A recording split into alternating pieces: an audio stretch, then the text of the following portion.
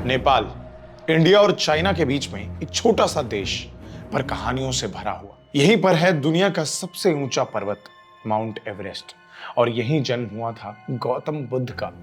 काठमांडू को मंदिरों का शहर कहा जाता है। यहाँ घरों से ज्यादा मंदिर हैं, 3000 से भी ज्यादा, और उन सब में सबसे पवित्र पशुपतिनाथ टेम्पल। पर इन सब के बीच एक मंदिर नहीं, एक घर है जिसे कहते हैं कुमारी घर। और उस घर में रहती है एक लड़की। ना वो हंसती है, ना ज्यादा बोलती है, लेकिन नेपाल के लोग कहते हैं उसके एक नजर से देश की तकदीर बदल जाती है। और अभी कुछ दिन पहले ही एक 2 साल 8 महीने की बच्ची आर्यत्रा शाक्या को चुना गया है नेपाल की नई जीवित देवी, द लिविंग गॉडेस। उस पल से उसने अपने माँ बाप का घर छोड़ दिया और चली गई कुमारी घर में। अब वो ना स्कूल जाती है, ना पार्क, लेकिन पूरा नेपाल उनके दर्शन के लिए लाइन में लगता है। सोचो जरा, 21वीं सदी में भी क्या एक बच्ची के शरीर में माँ की आत्मा वास करती है?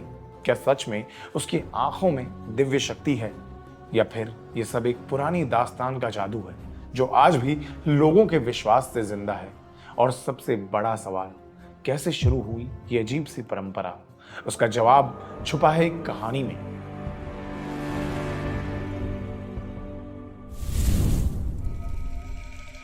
एक समय था जब नेपाल पर मल्ला वंश का राज था। राजा जयप्रकाश मल्ला शक्तिशाली थे, बुद्धिमान थे, पर अंदर से बेचैन। कहते हैं एक रात जब वो अकेला ध्यान कर रहा था, एक तेज प्रकाश उसके सामने उतर आया। उस प्रकाश से निकली माँ तलेजू, माँ दुर्गा का एक अति पवित्र रूप। उन्होंने कहा, मैं तुम्हारे साथ खेलने आई हूं, लेकिन याद रखना, कोई इस राज को देखे तो सब खत्म। हर रात महल के गुप्त कक्ष में मां तलेजू और राजा डाइस खेला करते थे। वो डाइस देवलोक और मर्त्यलोक के बीच एक सेतु था। उनके साथ होने पर राजा का मन जैसे शांत रहता और राज्य में समृद्धि बरस जाती। लेकिन एक रात रानी ने जिज्ञासा में दरवाजा खोल दिया। उसने मां के रूप को देखा, लाल ज्योति से भरा, आंखों में बिजली और चेहरे पर दिव्य प्रकाश। और उसी पल हवा रुक गई, ज्योति बुझ गई और मां तलेजू अंतर ध्यान हो गई। राजा घुटनों पर गिर गया, रो पड़ा कि मां, मुझसे गलती हो गई। तब आकाश से आवाज आई, जयप्रकाश, अब मैं किसी और रूप में नहीं, बल्कि एक नेवारी समाज की छोटी लड़की के रूप में प्रकट होऊंगी। उसके शरीर में मेरी आत्मा वास करेगी। और तब से शुरू हुआ कुमारी ट्रेडिशन। कुमारी एक शब्द जो सिंपल सा लगता है, लेकिन नेपाल में ये एक जीवित देवी का नाम है। वो कोई मूर्ति नहीं, कोई चित्र नहीं, वो एक छोटी लड़की होती है जिसमें मां तलेजू का प्राण बस जाता है। कुमारी एक बुद्धिस्ट फैमिली से होती है, नेवारी कम्युनिटी की, जहां से मां ने पहला रूप चुना था। कुमारी संस्कृत से निकला हुआ ये शब्द, जिसका अर्थ है वर्जिन। वो शुद्ध है, पवित्र है, और जब तक उसके शरीर से पहला खून नहीं निकलता, मां उसके अंदर रहती है। लेकिन जैसे ही पहला दाग लगता है, चाहे चोट लगे या पहला पीरियड्स आ जाए, मां तलेजू उसे छोड़ देती है और शुरू होती है एक नई देवी की तलाश। काठमांडू के अंधेरों में एक गुप्त मंदिर में 5 सीनियर प्रीस्ट बैठते हैं। उनका काम मां के अगले रूप को खोजना होता है। डजन्स ऑफ छोटी लड़कियां 2 साल, 3 साल, 5 साल की उनके सामने लाई जाती हैं। यहाँ ब्यूटी का मतलब सिर्फ चेहरा नहीं होता, ये होती है डिविनिटी। प्रीस्ट्स उनके शरीर का हर अंग देखते हैं, कहीं कोई दाग ना हो, कोई निशान, कोई बीमारी नहीं। उनका रंग हल्का गेहुआ होना चाहिए, बाल काले जैसे रात्रि और आंखें गहरी जैसे तलेजू मंदिर के प्रसाद के जल, हाथ और पैर मुलायम और दांत दूध जैसे सफेद। फिर आता है सबसे अजीब और पवित्र स्टेज, 32 डिवाइन क्वालिटीज। आईलैशेस गाय जैसे कोमल और लंबे, थाइज हिरन जैसे पतले चालक, चेस्ट शेर जैसे ऊर्जा और गर्व से भरी, वॉइस हंस जैसे मीठी और शांत, और ऐसे ही 28 और गुण जो मां तलेजू के रूप को दर्शाते हैं। जिस लड़की में सबसे ज्यादा देवी गुण मिलते हैं, उसकी कुंडली ली जाती है और मिलाई जाती है राजा की कुंडली से, क्योंकि नेपाल में कुमारी सिर्फ देवी नहीं होती, वो राज्य की रक्षक होती है। अगर दोनों कुंडली मिल जाएं, तो समझा जाता है मां ने अपना रूप दिखाया है। और तब शुरू होता है टेस्ट ऑफ करेज।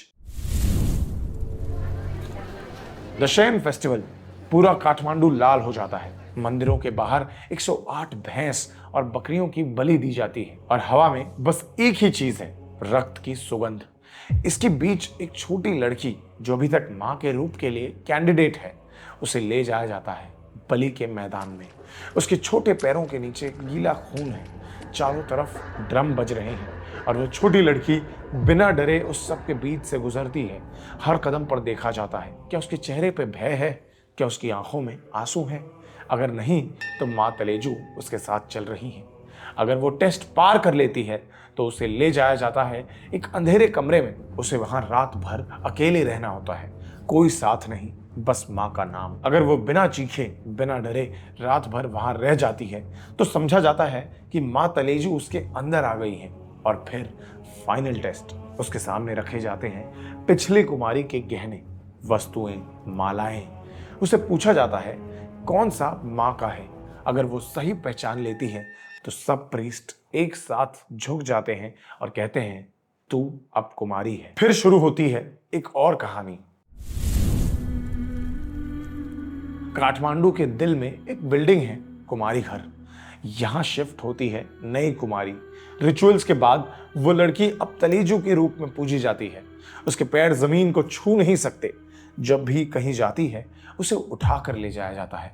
वो सिर्फ लाल वस्त्र पहनती है, लाल जो शक्ति का रंग है, जो माँ दुर्गा का रंग है। उसके चेहरे पे गहरा काजल, माथे पे तिलक और आंखों में एक अजीब सी शांति, जैसे माँ और बच्ची दोनों एक साथ जी रहे हैं। कुमारी किसी से बात नहीं करती, ना मंदिर के भक्तों से, ना राज दरबार के लोगों से। सिर्फ अपने केयरटेकर या माँ बाप से बात कर सकती है। पर माँ बाप भी उसे नाम से नहीं बुलाते। उनके लिए वो बेटी नहीं, तलेजू होती है। कुमारी के चेहरे के एक्सप्रेशंस मायने रखते हैं, एक ओरेकल की तरह। अगर उसका चेहरा सीरियस है तो समझा जाता है कि इच्छा पूरी होगी। अगर वो रो पड़ती है, किसी दुर्घटना का संकेत माना जाता है। और अगर वो मुस्कुराए तो लोग समझ जाते हैं कि किसी की मौत निश्चित है। हर सुबह सबसे पहले उसकी आरती होती है, खाना सबसे पहले उसे दिया जाता है। कुमारी अपनी जिंदगी के 8 से 10 साल तक देवी रहती है। उस दौरान ना स्कूल, ना खेल कूद, ना दोस्त। उसके दिन मंदिर के जैसे एक ही रूटीन में कटते हैं, आरती, प्रसाद और भक्तों के दर्शन। पर एक दिन जब उसके शरीर से पहला खून निकलता है, चाहे चोट से हो या पीरियड से, माँ तलेजू उसे छोड़ देती है और वो देवी फिर से एक आम लड़की बन जाती है। पर तब तक अंदर कुछ टूट चुका होता है। जो बच्ची कभी मंदिर में रानी थी, अब एक आम दुनिया में एडजस्ट नहीं कर पाती। वो लोगों से डरती है, रातों को चीख कर उठ जाती है। एक और श्राप जैसा विश्वास। लोग कहते हैं जो कुमारी से शादी करेगा वो जल्दी मर जाएगा। सोचो, एक लड़की जिसे बचपन से कहा गया तू देवी है, लेकिन जब वो इंसान बन गई, दुनिया ने कहा तू अब कुछ नहीं। यही है कुमारी होने का दाम, एक देवी का रूप और एक इंसान का खो जाना। पर वक्त बदला है। नेपाल ने अपने संस्कारों को संभालते हुए रिफॉर्म्स लाए। आज कुमारी को स्कूल जाने की परमिशन है। वो पढ़ सकती है, लिख सकती है, थोड़ा बाहर जा सकती है। गवर्नमेंट ने कहा ट्रेडिशन तो इम्पोर्टेंट है, लेकिन बचपन उससे भी बड़ा है। फिर भी रॉयल कुमारी, जो काठमांडू दरबार स्क्वायर की कुमारी है, उसके लिए रूल्स अब भी कठिन है। उसे सिर्फ 12 से 13 बार ही घर से बाहर जाने दिया जाता है, वो भी सिर्फ फेस्टिवल्स के दिन, इंद्रजत्र, दशैन या गाय जत्र जैसे दिन। बाकी साल कुमारी घर की खिड़कियों से वो दुनिया देखती है, वही दुनिया जो उसे पूजती भी है और उसे समझती भी नहीं। कुमारी एक जीवित देवी, एक छोटी लड़की जिसमें माँ तलेजू बस जाती है। वो नेपाल की शान है और नेपाल का सबसे बड़ा राज भी। पर हर राज के पीछे एक सच छुपा होता है, और यहाँ वो सच एक छोटी बच्ची का खो गया बचपन है। हर परंपरा पवित्र होती है, लेकिन जब वो इंसानी जीवन से ज्यादा मांगने लगे तो शायद माँ खुद भी रो पड़ती है। वो देवी भी है और एक बच्ची भी। लोग उसके चरणों में झुकते हैं, प्रार्थना करते हैं, पर शायद भूल जाते हैं कि देवी होने के पीछे भी एक दिल धड़कता है। कहते हैं माँ तलेजू उसके अंदर रहती हैं, पर क्या हमने कभी सोचा जब माँ जाती हैं तो बच्ची किस रूप में रह जाती है? एक राज है कुमारी के अंदर, दिव्यता और मानवता के बीच का। एक पल के लिए वो आसमान से उठी होती है और अगले पल जमीन पे अकेली छोड़ दी जाती है। फिर भी हर नई कुमारी, हर नई छोटी लड़की नेपाल को याद दिलाती है कि माँ का रूप सिर्फ मंदिर में नहीं, हर निर्दोष बच्ची में बसता है। शायद माँ तलेजू हमेशा से हमारे अंदर थी, बस हमने उसे कुमारी के रूप में पहचाना। ये सिर्फ एक कहानी नहीं है, ये एक याद है कि हर परंपरा में एक राज छुपा होता है और हर राज के पीछे एक सच, कुमारी, देवी भी और इंसान भी।